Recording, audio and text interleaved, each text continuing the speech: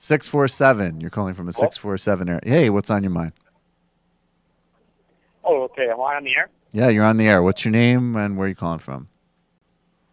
Yeah. Hey, my name's Robert. I'm calling from Mississauga, Canada. How you doing? And good. I was just I was watching some of your videos, and I watched the interview that you did with Omer Aziz on last week, and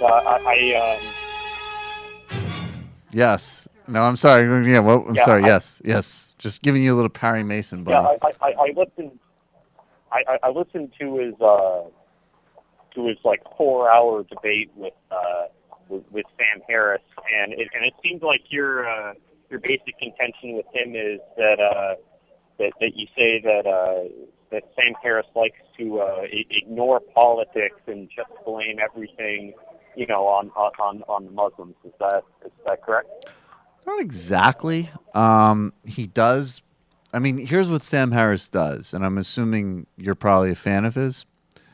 What he does, I don't know. I've listened to some of his podcasts, but I don't know. I'm like, oh, you go on. well, what he does is I forget who wrote this, but they said something really astutely. What Sam Harris does is he kind of does, and I don't want to spend too much time on this because it's kind of getting, we're probably spending a little bit too much Yeah. time on him to begin with. But what he does is he practices kind of like vaccination through writing. So he'll say like, as an example, with one extremist, he'll say, and this is why he always whines that he's taken out of context. He'll say like, it would be absolutely unthinkably horrible to nuke the Middle East, but however, here's a thought I know experiment, this one. right? And then on the other Yeah, extreme, yeah, what go he'll on. say is of course politics matters, of course history matters, of course all that matters. I don't ever want to talk about that, but I will acknowledge that it exists so as to get back to my main primary focus, which really is, in his Okay. case, is that, the Quran's a super bad book and it leads to super bad things. That's his main point.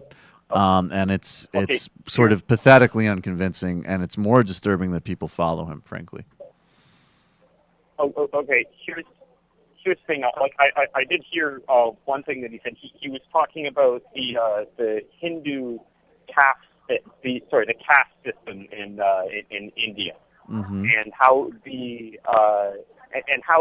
undeniable that has a link back to the doctrine of Hinduism, That's right? actually a great So if example. you That's a great example because any but it serious. would be a good point. It would be good to just say, oh, well, India was colonized by the British, and Hinduism will give them a sense of identity of like an anti-colonialist kind of thing, and the U.S. government supports the government of India, so and then Yeah, but that's what I mean. Like you know what I'm saying? he's mixing. I'm sorry to cut you off, but this is what I mean. He's mixing up. I mean, do you want to? I guess I'm losing the train with the United States part, but I mean, do you have anything more to add to that? Well, you also brought up the nuclear first Well, strike let me. Then scenario. before we get to that, then let me answer this cast example because you brought that up. That's a great Okay. example of not doing so. If you were studying that in an academic setting, first of all, U.S. Okay, you already have to distinguish like at least three different tracks in that conversation. So number one, if you want to understand the caste system historically, of course that has something to do with the ideology of the caste system, which again is not all of Hinduism. That's a pretty amorphous term. But if you really understood it, the base of the caste system comes from economics. It comes from Yeah, economic but it decision still making. comes No, from the let me doctrine finish. of. Let me finish. It's economics which is justified through ideology. So if you're looking at the world from my perspective, again, it's much more profitable to look back at the root structure of what leads to things. The second point would be, of course, Hinduism played a role in Indian anti-colonial struggle, and many Hindus were virulently opposed or wanted to deeply reform the caste system. Then you had a guy like Ambedkar, who wrote the Indian Constitution and was a major anti-colonial leader, who converted to Buddhism because it was anti-caste, but was still fiercely identified with Indian tradition. And this is what I mean that Sam Harris does, is he takes an alluring truism that's really actually obvious and doesn't really shed that much light on anything, and then uses that to evade a much more complicated conversation, which isn't about like being, PC or whatever. It's about actually figuring things out. And if your conclusion about India and the caste system is just they have a caste system because of Hinduism, and therefore, I guess some weird point about anti-colonialism, you're not you don't have, it's like eating a big meal with no nutrition in it. Like, you think you're gotten somewhere, but all you have that's worthwhile is totally obvious and nobody would dispute. And then the other part you have actually leads you down some pretty right-wing and stupid roads. And that's the problem with him. What he says that's right is obvious. It doesn't exactly lead you. It doesn't lead you to a right-wing foreign policy, as in it certainly leads him to one.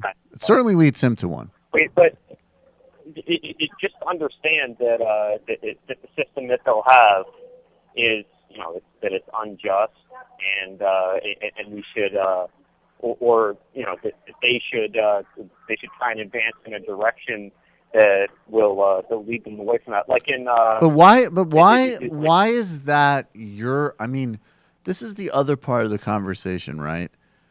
There's some groups that do human rights, like I would think a group like Amnesty International. Some people have criticisms of them, but Human Rights Watch, Amnesty International, they are just committed to human rights, period. So whether they're dealing with oppression of Dalits in India, or they're documenting us bombing civilians in Yemen, or they're documenting the Chinese executing political prisoners or occupying Tibet, or the Israelis killing Palestinian civilians or Palestinian terrorists killing, all of that. They're committed to documenting human rights. The problem, again, with someone like Harris is that he's not a human rights advocate. He's using human rights in specific situations. On religious doctrine, and how his understanding of religious doctrine would not pass muster in any academic setting. So he's focused on using a human rights conversation to not forward human rights, but to demonize a particular group and then use it as an excuse for, again, policies like drones, which are in fact a violation of human rights. So if you do you think he has kind of a white man's burden kind of? Yeah, he has a white man's burden. He also just doesn't understand. He doesn't he's supposedly a neuroscientist. And I wouldn't go and write columns on neuroscience and say that other neuroscientists, he writes about topics and comments grandiosely on topics that clearly he really does not have an understanding of. And then, because he speaks in this very guru-like way and with this kind of seductive pseudo-sophistication, he builds a cult around him of people who mimic his every stupid utterance on social media. And the truth, again, as I say, what he says is true is obvious. And then what he says is a problem is a real problem. There is no one in the world that would deny that, ISIS is a problem or religious fundamentalism is a challenge. The question is, how do you actually deal with it, and how do you actually figure it out? And he's got nothing. But why don't you tell me your last thought, because we do have to jump, but just, we got to move, but just tell me your last thought. Okay. Just one thing you kind of brought up is near the start is the nuclear first strike, and you say that he just advocates for quote unquote nuking the Muslims. No, he didn't say that. No, I didn't say that. I didn't say that. I know he didn't. He didn't say it, but you should actually read the passage. I did. This is like paragraph in the end of Faith. No, I did. I read it. I read it. He's just talking about how the ideas of martyrdom and jihad poses a problem for nuclear deterrence. And he's not. And if you read that, you don't in any way get a sense that he wants to really just bold out of the blue execute a. Yeah, but that's, I guess, again, we're running tight on time, and I'm sorry but this is the problem. So he's using a thought experiment which leads to especially in the context of when he wrote it. He was writing it at a time in 2003, 2004 when there was there were people inside the administration that were open to using tactical nukes as an example. So he's writing it in a real policy climate, and he uses this silly evasion. And then the reality is that in the real world, who has nukes that is a Muslim state that could possibly even remotely be close to this ideology that he's supposedly describing? Because the only group that might function away, right. So exactly. So Pakistan's leadership is not going to, and they're not going to, right. And I'll explain.